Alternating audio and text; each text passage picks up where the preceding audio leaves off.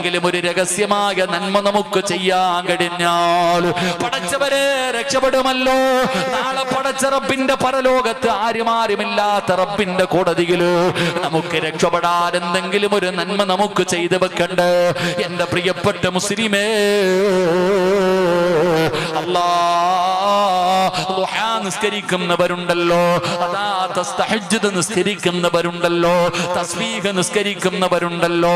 പടച്ചവരെ എന്തെങ്കിലും ഒരു നന്മ നിങ്ങളുടെ ജീവിതത്തിൽ ആരും അറിയാതെ നിങ്ങൾ കാത്തുവെക്കൂ. ആ രഹസ്യമായിട്ടുള്ള നന്മ നാളെ മീസാനിൽ നിനക്ക് പ്രയോജനം ചെയ്യുമെന്ന് നബി മുഹമ്മദ് മുസ്തഫ സല്ലല്ലാഹു അലൈഹി വസല്ലമ തങ്ങൾ പഠിപ്പിക്കുമ്പോ ആരും അറിയാത്ത ഒരു രഹസ്യമായ നന്മ ഞാൻ നിങ്ങൾക്ക് പറഞ്ഞു തരാം. ആരും അറിയാത്ത രഹസ്യമായി ചെയ്യാൻ കഴിയുന്ന ഒരു നന്മ ഞാൻ പറഞ്ഞു തരാം. എന്റെ പ്രിയപ്പെട്ടവരെ, നമ്മളെല്ലാവരും സുബഹിക്ക് മുമ്പ് എഴുന്നേക്കുന്നവരാണ്. പരിശുദ്ധമായ റമളാൻ മാസത്തിലെ ഭക്ഷണം കഴിക്കാൻ വെളുപ്പാകാലത്ത് എഴുന്നേക്കുന്നവരാ. 3 മണിക്ക് 3:30 4 മണിക്ക് എഴുന്നേക്കുന്നവരാണല്ലോ. ആ എഴുന്നേക്കുന്ന സമയത്ത് വുളുവെടുത്തിട്ട് 2 റക്അത്ത് നമസ്കരിക്കാൻ കഴിയുമോ? എന്തായാലും എഴുന്നേക്കുകയല്ലോ, എന്തായാലും എഴുന്നേക്കുകയല്ലോ. ഒരു 2 റക്അത്ത് എന്റെ പ്രിയപ്പെട്ട പെങ്ങള്, രാവിലെ ഭക്ഷണം കഴിക്കാനും ഭക്ഷണം വെക്കാനും എഴുന്നേക്കുന്നവളാണല്ലോ. നിനക്കൊരു 2 റക്അത്ത് നിസ്കരിക്കാൻ കഴിയുമോ പെങ്ങള്? അത് എല്ലാവർക്കും കഴിയുന്ന കാര്യമല്ല. എടാ, പകല് പള്ളിയിൽ പോയി നിസ്കരിക്കാൻ ആരെക്കൊണ്ടും പറ്റുമല്ലോ.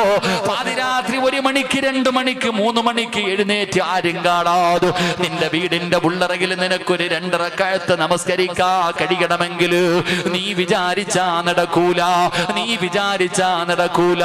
അതാർക്കാ കഴിയുന്നതെന്നറിയോ? അതാർക്കാ കഴിയുന്നതെന്നറിയോ? അല്ലാഹുവിന്റെ പ്രവാചകൻ പറഞ്ഞു, സ്വഹാബാ, ഈ പ്രപഞ്ചം മുഴുവൻ വടക്കി ഭരിക്കുന്ന രാജാതിരാജനായ മലിക്കുൽ ജബ്ബാറായ സർവാധിനാഥനായ സർവാധിപരനായ റബ്ബുൽ ഇസ്സത്തായ പടച്ച റബ്ബുണ്ടല്ലോ, ഈ ലോകത്തിന്റെ അധിപനായ അല്ലാഹ് ഏതെങ്കിലും ഒരു മനുഷ്യനെ ഇഷ്ടപ്പെടുന്നുണ്ടോ? ആരെയെങ്കിലും അല്ലാഹു ഇഷ്ടപ്പെട്ടാൽ, അല്ലാഹു ആരെയെങ്കിലും ഇഷ്ടപ്പെട്ടാൽ അവനൊരടയാളമുണ്ട്, അവനൊരടയാളമുണ്ട്. അല്ലാഹു ഇഷ്ടപ്പെട്ടവർക്കൊരടയാളമുണ്ട്, അല്ലാഹു ഇഷ്ടപ്പെട്ടവർക്കൊരടയാളമുണ്ട്. ആ അടയാളം എന്തെന്നറിയോ? അവര് പാതിരാത്രിയിൽ എഴുന്നേറ്റ് നിസ്കരിക്കുമെന്ന് നബി മുഹമ്മദ് മുസ്തഫ സല്ലല്ലാഹു അലൈഹി വസല്ലമ തങ്ങൾ പറയുകയാണ്. ഈ സദസ്സിലിരിക്കുന്ന ആരെങ്കിലും എല്ലാ ദിവസവും തഹജ്ജുദ് നിസ്കരിക്കുന്ന ഏതെങ്കിലും ഒരു ഉപ്പയുണ്ടെങ്കിൽ, ഏതെങ്കിലും ഒരു ചെറുപ്പക്കാരനുണ്ടെങ്കിൽ, എന്റെ പ്രിയപ്പെട്ട ഉമ്മ പെങ്ങള്, തഹജ്ജുദ് നിസ്കരിക്കുന്ന ഒരു സ്വഭാവം നിനക്കുണ്ടോ? നിന്റെ മാതാപിതാക്കള് നിന്നെ സ്നേഹിച്ചില്ലെങ്കിലും, നിന്റെ മക്കള് സ്നേഹിച്ചില്ലെങ്കിലും, നിന്റെ ഭർത്താവിന് നിന്നെ ഇഷ്ടമല്ലെങ്കിലും, ഈ ലോകത്തിന്റെ അധിപനായ അല്ലാഹുവിന് നിന്നെ വല്ലാത്ത ഇഷ്ടമാ ഉമ്മ. അല്ലാഹു ഇഷ്ടപ്പെട്ടവർക്കാണ് തഹജ്ജുദ് നിസ്കരിക്കാൻ കഴിയുക. പാതിരാത്രി തന്റെ ചാരത്ത് കിടക്കുന്ന പ്രിയപ്പെട്ട ഭാര്യ മാറ്റിക്കിടത്തിയിട്ട് തതജാഫാ ജുനൂബുഹും അനിൽ മളാജി, ആ പാതിരാത്രി എഴുന്നേറ്റ് നിസ്കരിക്കുന്ന ഒരു സ്വഭാവമുണ്ടോ? അല്ലാഹുവേ, നിന്നെ പടച്ച റബ്ബ് ഇഷ്ടപ്പെടുന്നുണ്ട്. അല്ലാഹു ഇഷ്ടപ്പെടുന്നവർക്കുണ്ടാകുന്ന ഒന്നാമത്തെ അടയാളമാ. രണ്ടാമത്തെ പ്രതിഫലം എന്തെന്നറിയോ? ഈ ഒരു നന്മ നിങ്ങൾ ചെയ്യാ തയ്യാറായാൽ നാളെ ഖബറിനകത്ത് നിന്ന് എഴുന്നേറ്റ് നാളെ പടച്ച റബ്ബിന്റെ പരലോകത്തേക്ക് ജനങ്ങൾ മുഴുവനും കടന്നു വരുന്ന ദിവസമുണ്ടല്ലോ. അല്ലാഹ് എല്ലാവരും തലതാഴ്ത്തി വെച്ചിരിക്കുകയാ. എല്ലാവരും തലതാഴ്ത്തി പിടിച്ചുകൊണ്ട് നടക്കുന്ന പടച്ച റബ്ബിന്റെ പരലോകമുണ്ടല്ലോ. ഉടുതുണിയില്ലാതെ എല്ലാവരും നഫ്സി നഫ്സി എന്ന് പറഞ്ഞുകൊണ്ട് യാ വൈലതാ യാ ഖസ്റതാ എന്ന് പറഞ്ഞുകൊണ്ട് പടച്ചവനെ എല്ലാവരും ഭയന്ന് വിറച്ചുകൊണ്ട് നടക്കുന്ന പരലോകമുണ്ടല്ലോ. നാളെ പടച്ച റബ്ബിന്റെ പരലോകത്തെല്ലാവരും പേടിച്ച് വിറച്ചുകൊണ്ട് നിൽക്കുന്ന ദിവസമുണ്ടല്ലോ. അല്ലാഹുവിന്റെ റസൂല് പറയുകയാണ്, 2 പേരുടെ തല ഇങ്ങനെ ഉയർന്നു നിൽക്കുകയാ. 2 പേരുടെ നബിയുടെ തല അവിടെ നിന്ന് ഉയർന്നു നിൽക്കുകയാ. ആ രണ്ടുപേരിൽ ഒരാൾ ആരെന്നറിയോ? നാളെ പടച്ച റബ്ബിന്റെ പരലോകത്ത് തല ഉയർത്തി നിൽക്കുന്ന രണ്ട് വിഭാഗത്തിൽ ഒരു വിഭാഗം ആരെന്നറിയോ? പാതിരാത്രി എഴുന്നേറ്റ് നിസ്കരിച്ച മുസ്ലിമേ, നിന്റെ തല നാളെ പരലോകത്ത് ഉയർന്നു നിൽക്കുമെന്ന് നബി മുഹമ്മദ് മുസ്തഫ സല്ലല്ലാഹു അലൈഹി വസല്ലമ തങ്ങൾ പറയുമ്പോ മൂന്നാമത്തെ പ്രതിഫലം എന്താ? വയദ്ഖുലൂനൽ ജന്ന ബിഗൈരി ഹിസാബ്. നാളെ വിചാരണയില്ലാതെ സ്വർഗത്തിലേക്ക് കടന്നു പോകുന്ന വിഭാഗത്തില് തഹജ്ജുദ് നിസ്കരിക്കുന്നവരുണ്ട് എന്ന് നബി മുഹമ്മദ് മുസ്തഫ സല്ലല്ലാഹു അലൈഹി വസല്ലമ തങ്ങൾ അവിടെ നിന്ന് പഠിപ്പിക്കുമ്പോ, എന്റെ പ്രിയപ്പെട്ടവര്, നാളെ മീസാൻ എന്ന് പറയുന്ന ത്രാസില് നന്മയുടെ ഭാരം കൂട്ടാൻ നിനക്ക് ആഗ്രഹമുണ്ടെങ്കിൽ അൽഹംദുലില്ലാഹ്, ഒരുപാട് നന്മകൾ ചെയ്യാൻ കഴിയുന്ന മാസത്തിലാണ് ഞാനും നിങ്ങളുമുള്ളത്. നന്മകൾ അധികരിപ്പിച്ചോ, നന്മകൾ അധികരിപ്പിച്ചോ. രഹസ്യമായിട്ടുള്ള നന്മകൾ നിന്റെ ജീവിതത്തിൽ ചെയ്തു വെച്ചോ, നിനക്ക് രക്ഷപ്പെടാൻ കഴിയുമെന്ന് ആദരവായ പ്രവാചകൻ നബി മുഹമ്മദ് മുസ്തഫ സല്ലല്ലാഹു അലൈഹി വസല്ലമ തങ്ങൾ പറയുന്നു. എന്റെ പ്രിയപ്പെട്ടവരോട് പറയുകയാണ്, മീസാൻ എന്ന് പറയുന്ന ത്രാസ് നിറയ്ക്കാൻ കഴിയുന്ന ഒന്നാമത്തെ കാര്യമെന്താ? ലാ ഇലാഹ ഇല്ലല്ലാഹ്, ഷഹാദത്ത് കലിമയാ. രണ്ടാമത്തെ കാര്യമെന്താ? സുബ്ഹാനല്ലാഹി വബിഹംദിഹി സുബ്ഹാനല്ലാഹില്ലദീ വബിഹംദിഹി അസ്തഗ്ഫിറുല്ലാഹ്.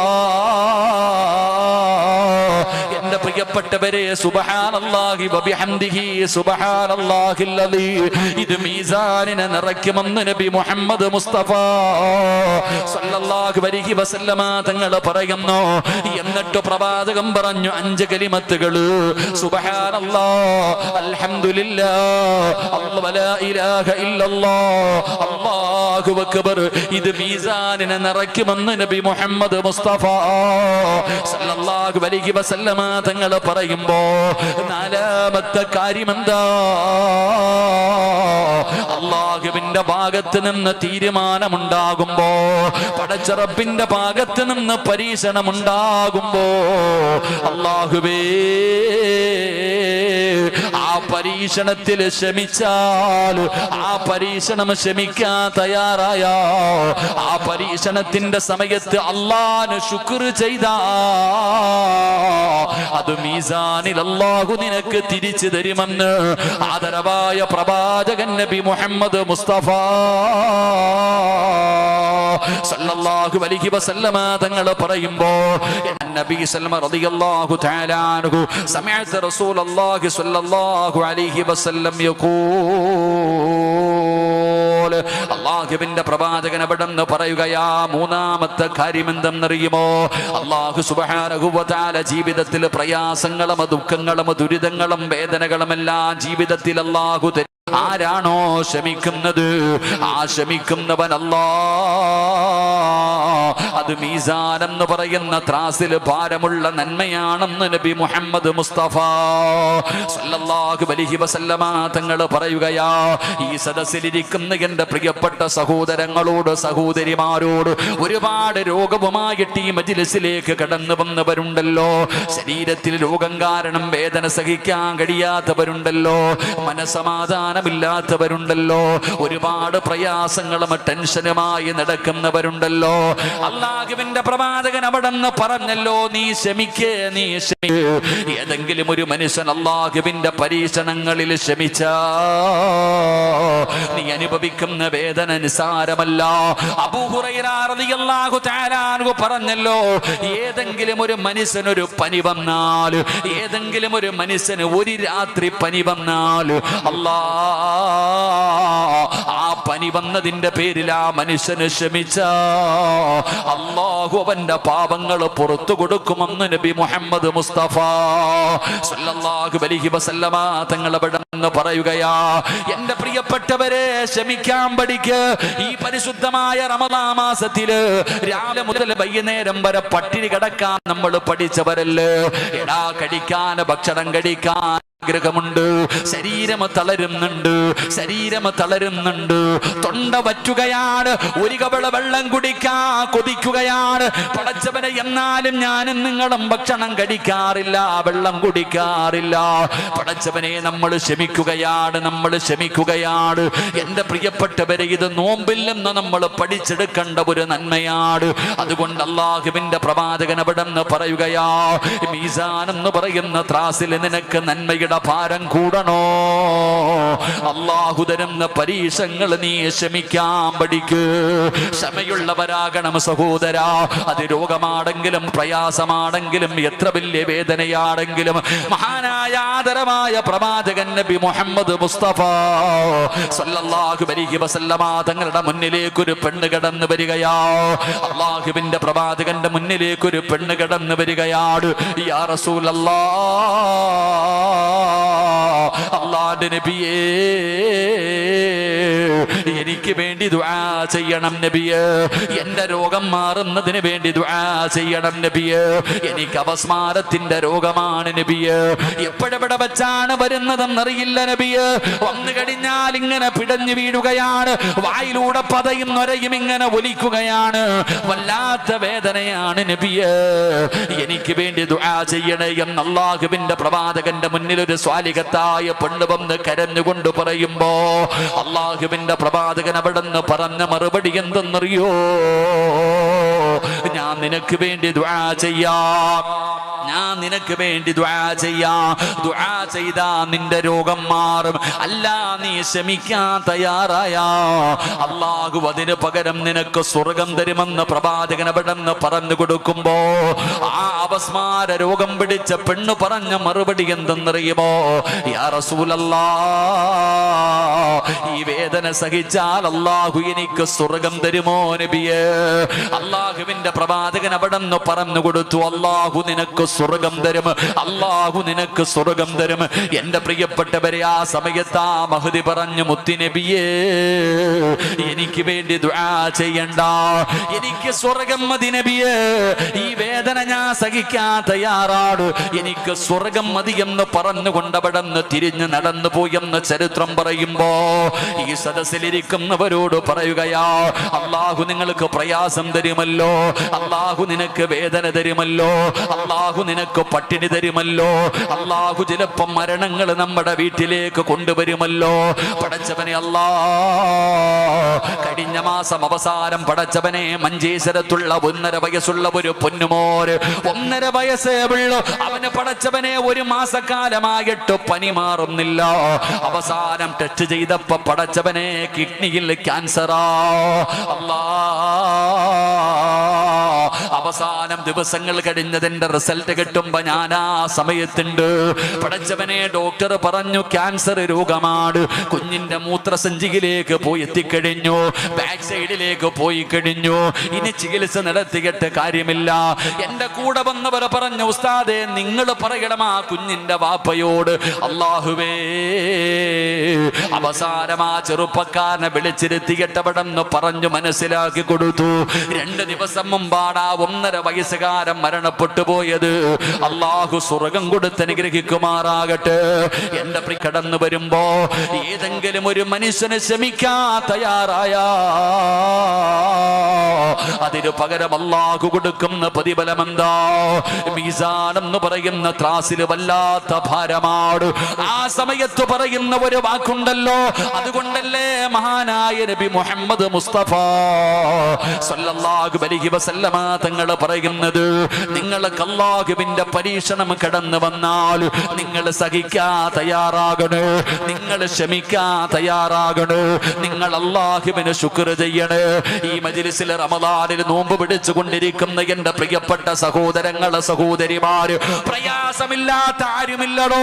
ഈ വഅദ് പറയുന്ന ഞാൻ, ഈ സ്റ്റേജിലിരിക്കുന്ന ഉസ്താദന്മാര്, ഈ നിരന്നിരിക്കുന്ന ആണുങ്ങളും പെണ്ണുങ്ങളും, നിങ്ങളിൽ ആർക്കെങ്കിലും പറയാൻ കഴിയുമോ ജീവിതത്തിൽ എന്തെങ്കിലും ഒരു പ്രയാസമില്ലാത്ത ഒരു മനുഷ്യനുമില്ല? പടച്ചവനെ, ഒന്നല്ല നൂറുകണക്കിന് പ്രയാസങ്ങൾ നമ്മുടെ ജീവിതത്തിലുണ്ട്. നമ്മൾ പറയുന്നത് എന്തെന്നറിയുമോ? അല്ലാഹുവിന്റെ സഹായം നഷ്ടപ്പെടുത്തുന്ന വാക്കുകളാണ്. നന്ദിയില്ലാത്ത വാക്ക് പറയരുത്, നന്ദി കെട്ട വാക്ക് പറയരുത്. നമ്മുടെ ജീവിതത്തിലെ പ്രയാസങ്ങളും ദുഃഖങ്ങളും കടന്നു വരുമ്പോ നമ്മൾ പറയും, അല്ലാഹു എനിക്കിത് തന്നല്ലോ, ഞാൻ നിസ്കരിക്കുന്നവനായിരുന്നല്ലോ, ഞാൻ ഖുർആൻ ഓതുന്നവനായിരുന്നല്ലോ, ഞാൻ സദഖ കൊടുക്കുന്നവനായിരുന്നല്ലോ, ഞാൻ തഹജ്ജുദ് നിസ്കരിക്കുന്നവനായിരുന്നല്ലോ, ഞാൻ മജ്ലിസിൻ നൂർ പാരായണം ചെയ്യുന്നവനായിരുന്നല്ലോ, ഏത് ഇൽമിന്റെ മജ്ലിസിലും മുടങ്ങാതെ പോകുന്നവളായിരുന്നല്ലോ, എന്നിട്ടും എനിക്കിത് വന്നല്ലോ. ഒരിക്കലും പറയരുത് സഹോദരാ. പ്രത്യേകിച്ച് പെണ്ണുങ്ങളോട് പറയുകയാണ്, നിന്റെ നാവ് കൊണ്ട് നീ ഒരിക്കലും അങ്ങനെ പറയരുത്. പലരും പറയും, അല്ലാഹുവിന് എന്നെ വല്ലാത്ത വാസിയാ, എന്നോട് പടച്ചവന് വല്ലാത്ത ദേഷ്യമാ. എന്റെ സദസ്സിലിരിക്കുന്നവര് നിങ്ങളോട് പറയുന്നു, ഒരിക്കലും നിങ്ങളുടെ നാവ് കൊണ്ട് നിങ്ങൾ അങ്ങനെ പറയരുത്. കാരണം അല്ലാഹുവിന് നിന്നെ ഇഷ്ടമില്ലാത്തത് കൊണ്ടല്ല അല്ല നിനക്ക് വേദന തരുന്നത്, നിനക്ക് ക്യാൻസർ തരുന്നത്, നിനക്ക് മാരക രോഗം തരുന്നത്, അല്ലാഹു നിനക്ക് മക്കളെ തരാത്തത്, അല്ലാഹു നിനക്ക് കടം തന്നത്, അല്ലാഹു നിനക്ക് വീട് തരാത്തത്, നല്ല ഒരു സമാധാനമുള്ള ജീവിതം തരാത്തത് അല്ലാഹുവിന് നിന്നെ വെറുപ്പുള്ളത് കൊണ്ടല്ല. അല്ലാഹുവിന്റെ റസൂല് പറയുകയാ, അല്ലാഹു നിന്റെ ഈമാൻ അളക്കുന്നതാണെന്ന് നബി മുഹമ്മദ് മുസ്തഫ സല്ലല്ലാഹു അലൈഹി വസല്ലമ തങ്ങൾ പറയുകയാ, അല്ലാഹു നിങ്ങളുടെ ഈമാൻ അളക്കുന്നതാ, അല്ലാഹു നിങ്ങളുടെ ഈമാൻ ടെസ്റ്റ് ചെയ്യുന്നതാ. എന്റെ പ്രിയപ്പെട്ടവരെ, അല്ലാഹുവിന് ഇഷ്ടമുള്ളവർക്ക് അല്ലാഹു വല്ലാത്ത പരീക്ഷണം കൊടുക്കുമല്ലോ. അല്ലാഹു വല്ലാത്ത പരീക്ഷണം കൊടുക്കുന്നത് സ്നേഹം കൂടിയത് കൊണ്ടാണ് മനുഷ്യ, അല്ലാതെ വെറുപ്പുള്ളത് കൊണ്ടല്ല. കാരണം അല്ലാഹുവിന്റെ പ്രവാചകം പറഞ്ഞല്ലോ, ഇന്ന അശദ്ദന്നാസി ബലാഗാ അൽ അംബിയാ. അല്ലാഹു ലോകത്ത് ഏറ്റവും കൂടുതൽ പരീക്ഷിച്ചത് കള്ളുകുടിയന്മാരെ ആയിരുന്നില്ല, കഞ്ചാവടിച്ച് നടക്കുന്നവരെ ആയിരുന്നില്ല, അതാ കാഫിറിനെ ആയിരുന്നില്ല. അല്ലാഹു ഈ പ്രപഞ്ചത്തിൽ ഏറ്റവും കൂടുതൽ പരീക്ഷണം കൊടുത്തത് ആർക്കെന്നറിയോ? അല്ലാഹുവേ, ലോകത്ത് കടന്നു വന്ന 1,24,000 പരം വരുന്ന പ്രവാചകന്മാർക്കാ അല്ലാഹു ഏറ്റവും കൂടുതൽ ഈ ലോകത്ത് പരീക്ഷണം കൊടുത്തത് അല്ലാഹുവിന്റെ പ്രവാചകന്മാർക്കായിരുന്നു, അല്ലാതെ മറ്റുള്ളവർക്കായിരുന്നില്ല. ഈ 1,24,000 പരം വരുന്ന പ്രവാചകന്മാർ, ഈ അംബിയാ മുർസലീങ്ങൾ, ഇവരിൽ അല്ലാഹു ഏറ്റവും കൂടുതൽ പരീക്ഷിച്ചത് ആരെയെന്നറിയുമോ? ആദം നബിയെയും നൂഹ് നബിയെയും ഇബ്രാഹിം നബിയെയും മൂസാ നബിയെയും ദാവൂദ് നബിയെയും യാക്കൂബ് നബിയെയും യൂനുസ് നബിയെയും യൂസുഫ് നബിയെയും അയ്യൂബ് നബിയെയും ഹാറൂൻ നബിയെയും യഹ്യാ നബിയെയും ഈസാ നബിയെ വരെയുള്ള പ്രവാചകന്മാരെയല്ലോ അല്ലാഹു ലോകത്ത് ഏറ്റവും കൂടുതൽ പരീക്ഷിച്ചത് ആദരവായ പ്രവാചകൻ നബി മുഹമ്മദ് മുസ്തഫ സല്ലല്ലാഹു അലൈഹി വസല്ലമ തങ്ങളെയാ. ഇഷ്ടമില്ലാത്തത് കൊണ്ടാണോ? ജനിക്കുന്നതിന് മുമ്പേ വാപ്പ പോയല്ലോ, കണ്ടു കൊതി തീരുന്നതിന് മുമ്പേ ഉമ്മ പോയല്ലോ, പിന്നെ താങ്ങും തണലുമായി നിന്നവർ പോയല്ലോ, പടച്ചവരെ സ്വന്തം മക്കള് മരിച്ചല്ലോ. അല്ലാഹുവിന്റെ പ്രവാചകന്റെ പൊന്നാര മക്കളെ കബറടക്കിയ വാപ്പയല്ലേ? ഒന്നല്ല, രണ്ടല്ല, മൂന്നല്ല, നാലല്ല, എത്ര മക്കളുടെ മയ്യത്ത് ജീവിച്ചിരുന്നപ്പോ കണ്ട പ്രവാചകരാ.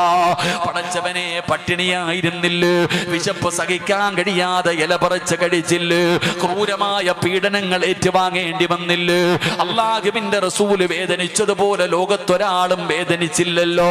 പിന്നെ എന്തുകൊണ്ടാണ് അല്ലാഹു വേദനിപ്പിച്ചത്? അല്ലാഹുവിന് സ്നേഹം കൂടിയത് കൊണ്ടാ. അതുകൊണ്ട് ഈ സദസ്സിലിരിക്കുന്നവരോട് പറയുന്നു, ഒരിക്കലും നിങ്ങളുടെ നാവ് കൊണ്ട് കുറ്റം പറയരുത്, കുറ്റം പറയരുത്.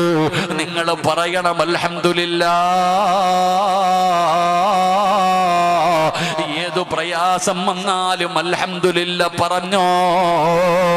അങ്ങനെ പറയാൻ എല്ലാവർക്കും കഴിയണമെന്നില്ല, എല്ലാവർക്കും അങ്ങനെ കഴിയണമെന്നില്ല. മാരക രോഗം വരുമ്പോ, സമ്പത്ത് നഷ്ടപ്പെടുമ്പോ, കച്ചവടം നഷ്ടത്തിലാകുമ്പോ, മക്കള് മരണപ്പെട്ടു പോകുമ്പോ, മാരകമായ രോഗങ്ങൾ കടന്നു വരുമ്പോ, ജീവിതത്തിൽ പ്രയാസം വരുമ്പോ അൽഹംദുലില്ലാ എന്ന് പറയാൻ എല്ലാവർക്കും കഴിയണമെന്നില്ല. അല്ലാഹു ഇഷ്ടപ്പെട്ടവർക്ക് മാത്രമേ അത് പറയാൻ കഴിയൂ. അത് പറയുന്നവർക്ക് അല്ലാഹു തരുന്ന പ്രതിഫലം എന്തെന്നറിയോ? അല്ലാഹു ഒരു പരീക്ഷണം കൊടുത്തിട്ട് മലക്കുകളോട് ചോദിക്കുന്നു, മലക്കുകളെ, എന്റെ അടിമ എന്താണ് പറഞ്ഞത്? എന്റെ അടിമ എന്താണ് പറഞ്ഞത്? അവന്റെ മകൻ മരിച്ചപ്പോൾ അവൻ എന്താണ് പറഞ്ഞത്? അവന്റെ സമ്പത്ത് നഷ്ടപ്പെട്ടപ്പോൾ അവൻ എന്താണ് പറഞ്ഞത്? അവന്റെ ജോലി നഷ്ടപ്പെട്ടപ്പോൾ അവൻ എന്താണ് പറഞ്ഞത്? അൽഹംദുലില്ലാ, ആ മനുഷ്യൻ അൽഹംദുലില്ലാ എന്ന് പറഞ്ഞു റബ്ബേ. ആ സമയത്ത് അല്ലാഹു മലക്കുകളോട് പറയുകയാ, സ്വർഗ്ഗത്തിലൊരു വീട് പണിയ്, സ്വർഗ്ഗത്തിലൊരു വീട് പണിയ്, ബൈത്തുൽ ഹംദ് എന്ന് പേരിട്. ഇത് ആ മനുഷ്യനുള്ളതാണെന്ന് അല്ലാഹു പറയുമെന്ന് നബി മുഹമ്മദ് മുസ്തഫ സല്ലല്ലാഹു അലൈഹി വസല്ലമ തങ്ങൾ പറയുന്നു, ജീവിതത്തിൽ പരീക്ഷണം വരുമ്പോ അള്ളാഹുവിന്റെ തീരുമാനമാണെന്ന് പറഞ്ഞ് ക്ഷമിച്ചാൽ അത് മീസാനിൽ നിനക്ക് പ്രയോജനം ചെയ്യുമെന്ന് നബി മുഹമ്മദ് മുസ്തഫ. ഉറക്കെ പറഞ്ഞ നബി മുഹമ്മദ് മുസ്തഫ. നമ്മൾ എന്താ പറയുക? നമ്മൾ 4 പേരോടെങ്കിലും പറഞ്ഞുകൊണ്ട് നടക്കും, ബുദ്ധിമുട്ടാ, പ്രയാസമാ, എന്നാൽ ഇങ്ങനെ വന്നല്ലോ, അങ്ങനെ വന്നല്ലോ. ഒരിക്കലും പറയരുത്. എടോ, നീ പറഞ്ഞാലും പറഞ്ഞില്ലെങ്കിലും വന്നത് അതുപോലെ തന്നെ നിൽക്കും. നിന്റെ പ്രയാസം മാറുകയില്ല. അതുകൊണ്ട് നിനക്ക് പ്രയോജനമുണ്ടാകണം. അള്ളാഹു നമുക്ക് നന്മ നൽകി അനുഗ്രഹിക്കുമാറാകട്ടെ. എടോ, നമുക്ക് നമ്മുടെ ജോലി നഷ്ടപ്പെട്ടു പോയി, എന്ത് പറയണം? അൽഹംദുലില്ലാ പറ. അല്ലാഹ് ചോദിക്കും മലക്കുകളോട്, അവൻ എന്താ പറഞ്ഞതെന്ന്. അവൻ എന്താ പറഞ്ഞത് എന്ന് അള്ളാഹു മലക്കുകളോട് ചോദിച്ചു. അപ്പം മലക്കുകൾ തന്നെ അത്ഭുതത്തോടെ പറയുക, അല്ലാഹ് അവന്റെ മോന്റെ റൂഹ് പിടിച്ചപ്പോൾ അവ അൽഹംദുലില്ലാ പറഞ്ഞല്ല, ഒരു വീട് പണി സ്വർഗത്തി. എന്നിട്ട് അതിന് ബൈത്തുൽ ഹംദ് എന്ന പേരിട് അവന് വേണ്ടി. അള്ളാഹു നമുക്ക് ഈമാൻ നൽകുമാറാകട്ടെ. പക്ഷെ എല്ലാവർക്കും പറയാൻ പറ്റുമോ? എല്ലാവർക്കും പറയാൻ പറ്റുമോ? പറ്റൂല. ഒരു അൽഹംദുലില്ലാ പറഞ്ഞേ, അതിനും ആലോചിക്കുക. ഒരു അൽഹംദുലില്ലാ പറ. അങ്ങനെ പറയാനൊരു മനസ്സുണ്ടാകണമെങ്കിൽ ഒരു ഹദീസ് നോർത്താ മതി. എടാ, ജീവിതത്തിൽ ഏത് പ്രയാസം വരുമ്പോഴും വന്നത് വരിക തന്നെ ചെയ്യത്തില്ലേ? വരാനുള്ളത് വഴി തങ്ങോ? വരാനുള്ളത് വഴി തങ്ങോ? പറ മനുഷ്യന്മാരെ, തങ്ങോ? അത് വണ്ടി വിളിച്ചാണെങ്കിലും വരും. ഫുട്ബോൾ കളി കണ്ടുകൊണ്ടിരുന്നപ്പോൾ ഒറ്റ നിമിഷം കൊണ്ടല്ലേ എല്ലാം ഇടിഞ്ഞ് താഴെ വീണത്, അല്ലേ? ഇവിടെ വരാനുള്ളത് വഴി തങ്ങത്തിൽ, അത് വരിക തന്നെ ചെയ്യും. ഈ എന്ത് ചെയ്താലും വരാനുള്ളത് വരും. അപ്പൊ എന്ത് ചെയ്യാ? ഒരു അൽഹംദുലില്ലാ പറയണം. അൽഹംദുലില്ലാ പറയാനുള്ള ഈമാൻ ഉണ്ടാകണമെങ്കിൽ ഈ ഒരൊറ്റ ഹദീസ് ഓർത്തു വെച്ചാൽ മതി. നബി സല്ലല്ലാഹു അലൈഹി വസല്ലമ തങ്ങൾ പറഞ്ഞു, നിങ്ങൾക്ക് ആർക്കെങ്കിലും എന്തെങ്കിലും പ്രയാസമോ രോഗമോ ദുഃഖമോ വിഷമമോ നിങ്ങൾക്കുണ്ടെങ്കിൽ നിങ്ങൾ മനസ്സിലാക്കുക, നിങ്ങൾക്ക് എന്തോ നല്ലത് വരാൻ പോകുന്നു. ഇവിടെ നിങ്ങൾ ആരെങ്കിലും എന്തെങ്കിലും ഒരു പ്രയാസം അനുഭവിക്കുന്നവരുണ്ടെങ്കിൽ നിങ്ങൾ മനസ്സിലാക്കേണ്ടത് എന്തോ നല്ലത് വരാൻ പോകുന്നു. ഒരു ദുഃഖത്തിൻ്റെ പുറകിൽ ഒരു സന്തോഷമുണ്ട്. ഒരു കയറ്റം കഴിഞ്ഞാൽ ഒരിറക്കമുണ്ട്. അപ്പം നിങ്ങൾക്ക് എന്തോ നല്ലത് വരാൻ പോകുന്നു. ആ നല്ലത് വരാൻ പോകുന്നതിൻ്റെ അടയാളമാണ് ഈ പ്രയാസം. അപ്പം നമുക്ക് എന്ത്? അൽഹംദുലില്ലാ, എന്തോ നല്ലത് വരാൻ പോകുന്നുണ്ട്. അൽഹംദുലില്ലാ പറ. അള്ളാഹു നമുക്ക് ഭാഗ്യം നൽകുമാറാകട്ടെ.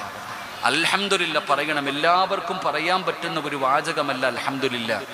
പ്രയാസത്തിന്റെ സമയത്ത് ഒരു അൽഹംദുലില്ലാ പറഞ്ഞാൽ ആ അൽഹംദുലില്ലാ പറയുന്നതിലൂടെ അള്ളാഹ് കൊടുക്കുന്ന പ്രതിഫലം കേൾക്കണം. ഇപ്പൊ ഇത്ര ഹാഫിദീങ്ങൾ ഒരുപാട് പേരുണ്ട്. ഇവരൊക്കെ ഹാഫിദീങ്ങളാ? ഹാഫിദീങ്ങളൊന്ന് കൈവക്കണം. അള്ളാഹു വേണ്ട മക്കളെ. അൽഹംദുലില്ലാ ഉണ്ടാ നിരന്നിരിക്കുന്നത് കണ്ടോ ഹാഫിദീങ്ങൾ. അള്ളാഹു ഈ മക്കൾക്ക് നല്ല ഓർമ്മശക്തി അള്ളാഹു കൊടുത്ത് അനുഗ്രഹിക്കുമാറാകട്ടെ. നമുക്കാണെങ്കിൽ എന്തോ ഓർമ്മയിപ്പ അല്ലേ? നമുക്കെന്തോ ഓർമ്മയില്ല. നമ്മൾ ആരാന്ന് പഠിക്ക്. എൻ്റെ പ്രിയപ്പെട്ട സഹോദരങ്ങളെ, അള്ളാഹു നമ്മുടെ മക്കളെ ഇങ്ങനെ ആക്കി തരുമാറാകട്ടെ. ആമീൻ പറ. അള്ളാഹു നമ്മുടെ മക്കളെ ഇങ്ങനെ ആക്കി തരുമാറാകട്ടെ. വാപ്പമാരെ തല്ലുന്നത് മക്കള് തന്നെയാണ്. അതുകൊണ്ട് ആമീൻ പറയാൻ പറഞ്ഞു. വാപ്പമാരെ തല്ലുന്ന കാലത്താ. ഇവിടെ തിരുവനന്തപുരത്താണ് ഒരു മോൻ അച്ഛനെയും അമ്മയെയും വെട്ടിക്കൊന്നത്. ഒന്ന് ആലോചിച്ച് വയ്ക്ക്. അമ്മ ഇങ്ങനെ വെട്ടുക. അമ്മ 10-30ഓളം വെട്ടു. ഇപ്പം വെട്ടു കൂടുതലാ. അമ്മ ഇങ്ങനെ വെട്ടിക്കൊല്ലുമ്പോൾ അച്ഛൻ അടുത്ത റൂമിൽ കിടന്ന് വിളിക്കുക. ഉടനെ പോയി അച്ഛനെയും വെട്ടി. 2 പേരെയും വെട്ടി ഞുറുക്കിയിട്ട് കീടനാശിനി എടുത്തിട്ട് 2 പേരുടെയും മുറിവിലൊഴിച്ചു. 2 പേര് ഇങ്ങനെ ഇഞ്ചിഞ്ചായി മരിക്കുമ്പോൾ ഓനിരുന്ന് ആപ്പിള് തിന്നുക. ആലോചിക്ക്.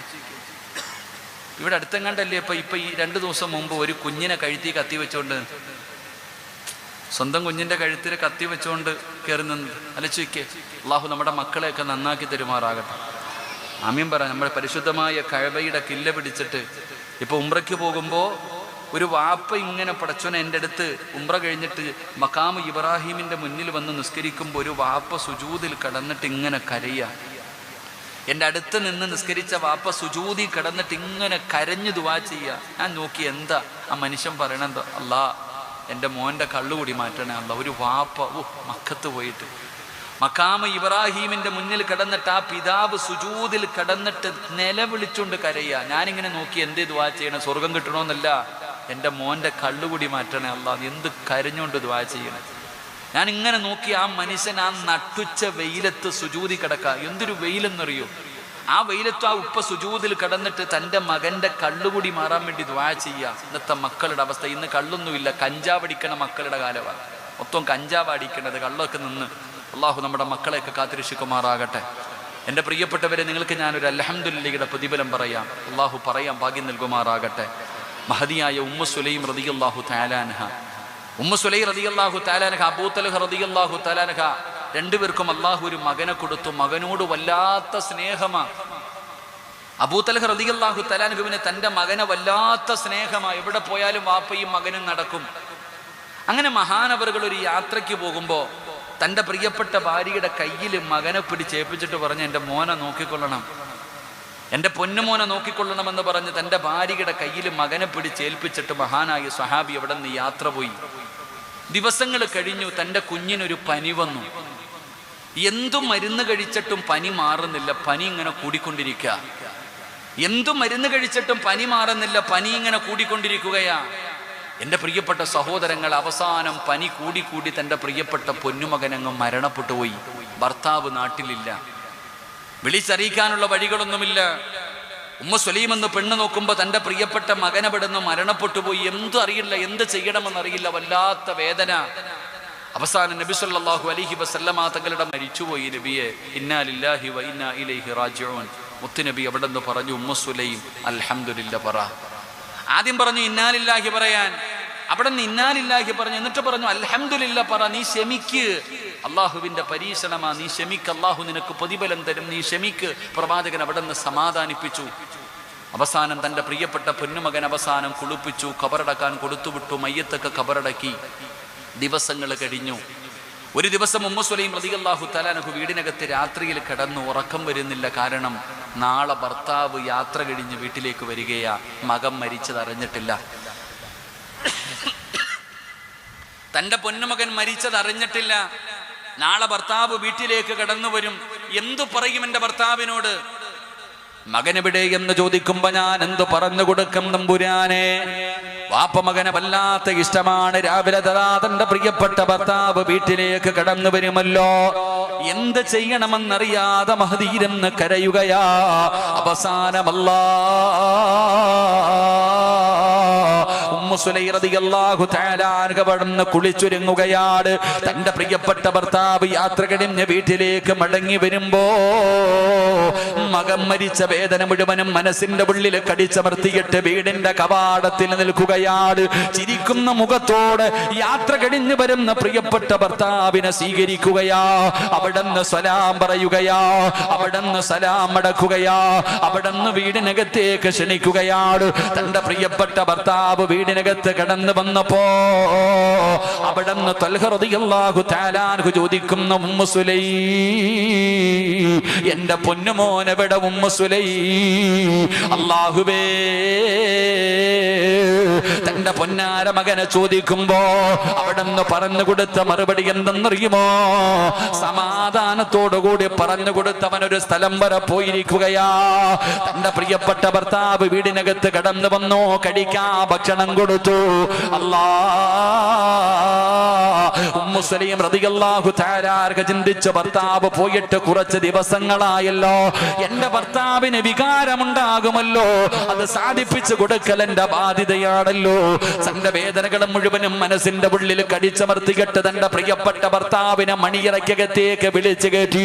അതാ 2 കൊല്ലം കഴിഞ്ഞ് ഗൾഫിൽ നിന്ന് തിരിച്ചു വരുന്ന ഭർത്താവിന് പടച്ചവനെ വാങ്ങിച്ചു കൊണ്ടുവരാൻ പറഞ്ഞ സാധനം കൊണ്ടുവരാതെ വരുമ്പോ ആ 2 കൊല്ലം കഴിഞ്ഞ് വീട്ടിലേക്ക് കയറി വരുന്ന പ്രിയപ്പെട്ട ഭർത്താവിനെ കണ്ണുനീര് കുടിപ്പിക്കുന്ന പെങ്ങള്, കിടപ്പറയിലെ പിണങ്ങിക്കിടക്കുന്ന പെങ്ങള്, ആ പാവപ്പെട്ടവന്റെ മനസ്സ് വേദനിപ്പിക്കുന്ന ഭാര്യമാരെ, നിനക്ക് പഠിക്കാനുള്ള ചരിത്രമാടി ഈ പൊന്നുമോള്. തന്റെ പ്രിയപ്പെട്ട ഭർത്താവ് വീടിനകത്തേക്ക് കടന്നു വരുമ്പോ തന്റെ മകൻ മരിച്ച വേദന മുഴുവനും മനസ്സിന്റെ ഉള്ളിൽ കടിച്ചവർത്തികെട്ട് തന്റെ പ്രിയപ്പെട്ട ഭർത്താവിനെ കിടപ്പറയിലേക്ക് വിളിച്ചു കയറ്റി. 2 പേരും ശാരീരികമായി ബന്ധപ്പെടുകയാണ്. എല്ലാം കഴിഞ്ഞപ്പോ അബൂ തൽഹ റളിയല്ലാഹു തആല അൻഹുവിന്റെ നെഞ്ചത്തിങ്ങനെ തലവെച്ച് കിടക്കുകയാ ഉമ്മു സുലൈ റളിയല്ലാഹു തആല അവിടെന്ന് ചോദിക്കുന്നു, തൽഹ ഞാനൊരു സംശയം ചോദിക്കട്ടെ തൽഹ, ഞാനൊരു സംശയം ചോദിക്കട്ടെ തൽഹ. എന്തേ ഉമ്മു സുലൈ? ഒരു മനുഷ്യൻ അമാനത്തായ ഒരു സാധനം നമ്മുടെ കയ്യിൽ ഏൽപ്പിച്ചു, ഒരാള് അമാനത്തായിട്ടൊരു കാര്യം നമ്മുടെ കയ്യിൽ ഏൽപ്പിച്ചു, അത് തിരിച്ചു ചോദിക്കുമ്പോ കൊടുക്കണോ തൽഹ? ഉമ്മു സുലൈ റളിയല്ലാഹു തആല അവിടെന്ന് ചോദിക്കുമ്പോ അബൂ തൽഹ ചോദിക്കുന്നു, മണ്ടിപ്പെണ്ണ് ഉമ്മു സുലൈമേ, നിനക്കറിയില്ലേ അമാനത്തായ സന്ന സാധനം തിരിച്ചു കൊടുക്കൽ നമ്മുടെ ബാധ്യതയാണല്ലോ, അത് കൊടുക്കണമല്ലോ, അത് നിർബന്ധമായിട്ട് കൊടുക്കണമല്ലോ. ഉമ്മു സുലൈമിനോട് പറയുമ്പോ അതുവരെ ക്ഷമിച്ചിരുന്ന ഉമ്മു സുലൈം കരയുകയാ. ഉമ്മു സുലൈം റളിയല്ലാഹു തആല കരയുകയാണ്. എന്തിനാ കരയുന്നത് ഉമ്മു സുലൈമേ, നീ എന്തിനാ കരയുന്നത്?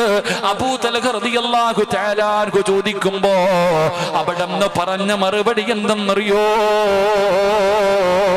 അല്ലാഹു അമാനത്തായി നൽകിയ നമ്മുടെ പൊന്നുമോ, അതിനെ അല്ലാഹു തിരിച്ചെടുത്തു തൽഹ. നമ്മുടെ പൊന്നുമകൻ മരിച്ചുപോയി തൽഹ. അബൂ തൽഹ റളിയല്ലാഹു തആല അൻഹുവിനെ താങ്ങാൻ കഴിയുന്നില്ല, നിലവിളിക്കുകയാണ്. പടച്ചവരെ, പിടഞ്ഞു താഴെ വീണു. അബൂ തൽഹ റളിയല്ലാഹു തആല അൻഹുവിനെ സഹിക്കാൻ കഴിയുന്നില്ല. ഏത് പിതാവിനാണ് താങ്ങാൻ പറ്റുക? തന്റെ പൊന്നാര മക്കള് മരണപ്പെട്ടു പോയാ അതിന്റെ വേദന അനുഭവിച്ചവർക്കല്ലേ അറിയൂ, അതിന്റെ പ്രയാസം ആ മാതാപിതാക്കൾക്കല്ലേ അറിയൂ. അബൂ തൽഹ റളിയല്ലാഹു തആല അൻഹു കരയുകയാ. ഏറ്റവും കൂടുതൽ വേദന എന്തെന്നറിയോ? നീ എന്നോട് പറഞ്ഞില്ലല്ലോ, വീടിനകത്ത് കയറി വന്നപ്പോ നീ എന്നോട് പറഞ്ഞില്ലല്ലോ, എനിക്ക് ഭക്ഷണം തന്നില്ലേ, എന്നെ കിടപ്പറയിലേക്ക് വിളിച്ചു കയറ്റിയില്ലേ. അബൂ തൽഹ റളിയല്ലാഹു തആല അൻഹു വല്ലാത്ത വിഷമമായി ഇലാ ഹദ്റത്തി റസൂലില്ലാഹ്, അല്ലാഹുവിന്റെ പ്രവാചകന്റെ മുന്നിലേക്ക് ഓടുകയാ. യാ റസൂലല്ലാഹ്, അല്ലാഹുവിന്റെ നബിയേ, ഉമ്മു സുലൈമിനെ എനിക്ക് വേണ്ട നബിയേ, ഉമ്മു സുലൈമിനെ എനിക്ക് വേണ്ട നബിയേ, ഇനി അവളുടെ കൂടെ എനിക്ക് ജീവിക്കാൻ കഴിയില്ല നബിയേ. അല്ലാഹുവിന്റെ റസൂൽ ചോദിക്കുന്നു, എന്തുകൊണ്ടാണ് അബൂ തൽഹ എന്റെ പൊന്നുമകൻ മരിച്ചത് അവൾ എന്നോട് പറഞ്ഞില്ല നബിയേ, അവൾ എന്നെ കിടപ്പറയിലേക്ക് വിളിച്ചു കയറ്റി നബിയേ. അല്ലാഹുവിന്റെ പ്രവാചകനോട് അബൂ തൽഹ റളിയല്ലാഹു തആല അൻഹു ചോദിക്കുമ്പോ അല്ലാഹുവിന്റെ പ്രവാചകൻ തിരിച്ചു ചോദിച്ച ചോദ്യം എന്തെന്നറിയോ? തൽഹ, അല്ലാഹു ഇതുപോലെ ഒരു പെണ്ണിനെ നിനക്ക് നൽകിയില്ലേ തൽഹ? ഏത് ഉമ്മയ്ക്കാ തൽഹ 9.5 മാസക്കാലം ഗർഭം ചുമന്ന് മരണവേദനയുടെ വേദനയും നൊന്ത് പ്രസവിച്ച പ്രിയപ്പെട്ട ഉമ്മ? ഏത് പെണ്ണാണ് തന്റെ പൊന്നുമകൻ മരിച്ചാ താങ്ങാൻ കഴിയുന്നത്? ആ വേദന മുഴുവനും മനസ്സിന്റെ ഉള്ളിലെ കടിച്ചമർത്തിയിട്ട് യാത്ര കഴിഞ്ഞ് വീട്ടിലേക്ക് കയറി വന്ന് നിന്നോടത് പറഞ്ഞിട്ട് അവള് വേദനിപ്പിച്ചില്ലല്ലോ, അവള് നിനക്ക് ഭക്ഷണം തന്നില്ലേ, നിന്നെ ചിരിക്കുന്ന മുഖത്തോടെ സ്വീകരിച്ചില്ലേ, നിന്റെ ആവശ്യങ്ങൾ മുഴുവനും സാധിച്ചു തന്നില്ലേ? തന്നില്ലേ? അള്ളാഹു നിനക്ക് ഇതുപോലെ ഒരു നല്ല പെണ്ണിനെ ഭാര്യയായിട്ട് തന്നില്ലേ? അബൂ തൽഹ നീ ക്ഷമിക്ക്. ഇന്നാ ലില്ലാഹി പറ. അല്ലാഹുവിന്റെ റസൂല് പറഞ്ഞു തൽഹ അൽഹംദുലില്ലാ പറ തൽഹ. അല്ലാഹുവിന്റെ പ്രവാചകൻ അവിടെ അൽഹംദുലില്ലാ പറയുകയാ. തന്റെ മകൻ മരിച്ചപ്പോ ഉമ്മു സുലൈം റളിയല്ലാഹു തആല അവിടെ അൽഹംദുലില്ലാ പറഞ്ഞല്ലോ. അല്ലാഹു കൊടുത്ത പ്രതിഫലം കേൾക്കണോ? അല്ലാഹു കൊടുത്ത പ്രതിഫലം കേൾക്കണോ? പ്രവാചകൻ അവിടെ പറഞ്ഞു, ഇന്നലെ നിങ്ങൾ ശാരീരികമായി ബന്ധപ്പെട്ടല്ലോ. ഇന്നലെ രണ്ടുപേരും ശാരീരികമായി ബന്ധപ്പെട്ടല്ലോ. ഈ ബന്ധപ്പെട്ടതിൽ അല്ലാഹു നിനക്കൊരു ആൺകുഞ്ഞിനെ തരും ത്വൽഹ. അല്ലാഹു ബർക്കത്ത് ചെയ്യുമെന്ന് നബി മുഹമ്മദ് മുസ്തഫ സല്ലല്ലാഹു അലൈഹി വസല്ലമ തങ്ങൾ അവിടെ നിന്ന് ദുആ ചെയ്ത് പറഞ്ഞു വിടുകയാ. എന്റെ പ്രിയപ്പെട്ടവരെ, ദിവസങ്ങൾ കഴിഞ്ഞു, മാസങ്ങൾ കഴിഞ്ഞു. Ummu Sulaim പ്രസവിക്കുകയാണ്. ഉമ്മു സുലൈം റളിയല്ലാഹു തആല അൻഹ പ്രസവിക്കുകയാ. പ്രസവിച്ച് കഴിഞ്ഞപ്പോ അവിടെ നിന്ന് വിളിച്ചു പറഞ്ഞു അബൂ തൽഹ റളിയല്ലാഹു തആല അൻഹുവിനോട് അല്ലാഹു ഒരു ആൺകുഞ്ഞിനെ തന്നെന്ന് വിളിച്ചു പറയുമ്പോ അബൂ തൽഹ റളിയല്ലാഹു തആല അൻഹു വിളിക്കുന്നു, ഉമ്മു സുലൈം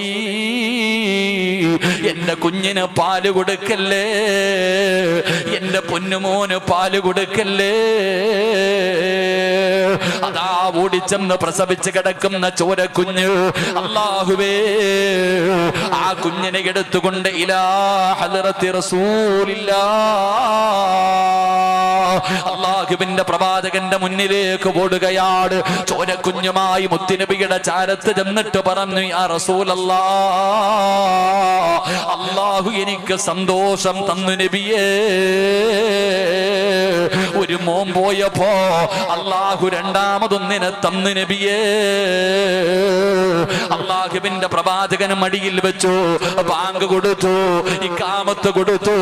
അല്ലാഹുവേ, പ്രവാചകൻ തന്റെ വായിക്കകത്ത് അതാ കാരക്ക വെച്ച് ചവച്ചരച്ചിട്ട് അല്ലാഹുവിന്റെ പ്രവാചകൻ തന്റെ സറഫാക്കപ്പെട്ട കൈകൊണ്ട് മധുരം കൊടുക്കുകയാ.